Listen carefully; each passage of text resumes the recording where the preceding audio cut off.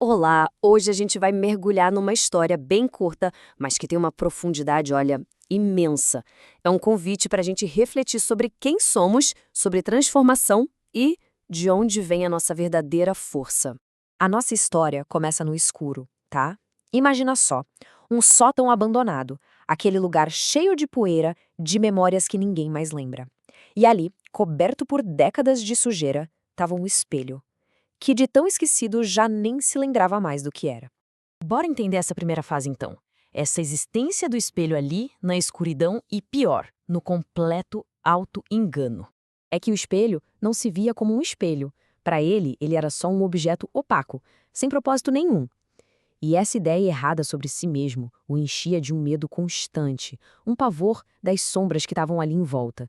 Ele achava que a única defesa era se fechar ainda mais na sua moldura de madeira, já toda gasta pelo tempo. E essa era a verdade dele, sabe? Um pensamento que resumia tudo o que ele acreditava. Ele não só vivia na escuridão, ele achava que pertencia a ela. Era uma aceitação total da falta de luz. Mas como em toda boa história, alguma coisa tá para mudar.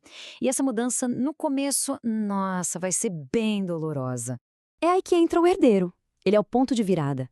Onde o espelho só via abandono, ele enxergou potencial. E com firmeza, ele começa a tirar aquelas crostas de poeira, sabe? Aquelas teias de aranha das velhas mágoas que estavam sufocando o cristal. Então, esse resgate acontece em etapas. Primeiro, a descoberta. O simples ato de ser visto de novo, no meio daquele abandono todo. Depois, vem a remoção. E essa parte, para o espelho, não foi libertadora, foi agressiva. Ele sentia cada camada de poeira sendo arrancada como se fosse parte dele mesmo. O que causou, claro, um sofrimento enorme. E aqui está a grande ironia da coisa toda. O que era um ato de salvação, para ele parecia um ataque. Aquele pano da disciplina, essa limpeza que era tão necessária, era vista como uma tortura. Por quê?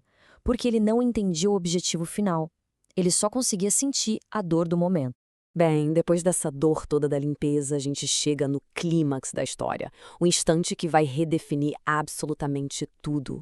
O cenário está montado. O herdeiro, com muita sabedoria, não só limpa o espelho, mas coloca ele no lugar certo, exatamente debaixo de uma claraboia, onde a luz do meio-dia podia acertá-lo em cheio. Vamos pensar um pouco. Depois de tanto tempo no escuro, se identificando com as sombras, o que acontece quando uma força tão pura, tão poderosa, atinge esse espelho pela primeira vez?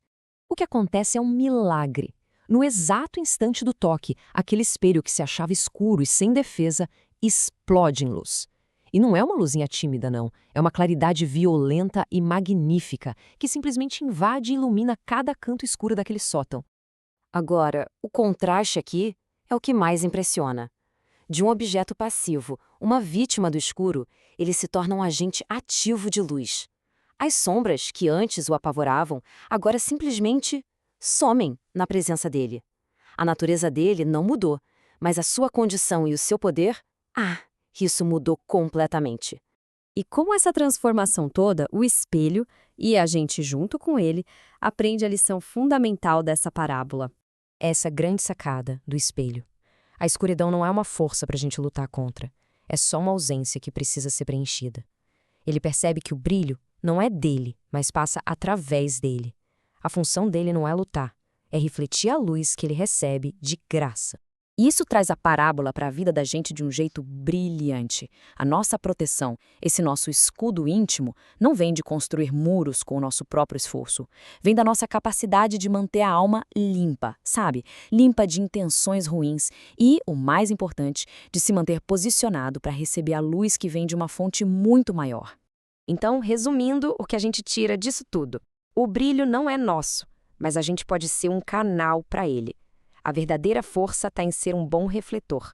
As sombras, elas perdem o poder quando a gente entende que são só vácuos, ausência. E por fim, a pureza de intenção é o que permite que essa luz brilhe através da gente, sem nenhuma distorção. E a história termina com essa pergunta, que agora se volta para dentro de cada um.